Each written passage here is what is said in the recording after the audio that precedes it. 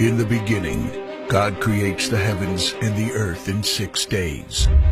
He makes Adam and Eve, who spend their days with God until they give in to temptation by eating from a forbidden tree. Sin enters the world, and things get so bad that God floods the earth and starts over with Noah and his family. Years later, God calls Abraham to follow him with the promise to make Abraham the father of a great nation. Abraham obeys, and God gives him a son, Isaac.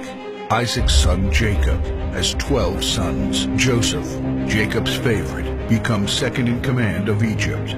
God uses him to save his entire family and Egypt from starvation. Hundreds of years later, the Israelites are slaves in Egypt. Moses is called to lead the Israelites out of slavery.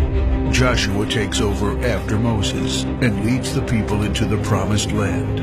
After Joshua, God raises up judges, temporary military leaders like Deborah, Gideon, and Samson, who protect and fight for God's people.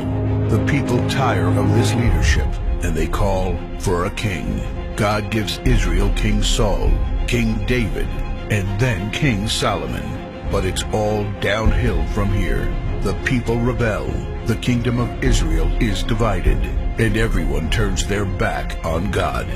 Prophets like Elijah, Isaiah, Micah, and Jeremiah warn that if people don't repent of their sins, there will be consequences. But the people ignore their warnings. The divided kingdoms are conquered, and God's people face captivity in foreign lands. People like Daniel show great courage and stand up for God when no one else does. Some of the exiled people return to the promised land, but for 400 years, God is silent. No prophets, no miracles, and no angel visitations. But then, the silence is broken when Jesus is born. He lives a perfect life, teaches truth, and performs miracles, proving He is God. He shows us the full extent of God's love by taking our place and dying on the cross for our sin. He is placed in a grave, but 3 days later, Jesus rises again, conquering sin and death. His followers travel the world, sharing the good news of His love and starting churches.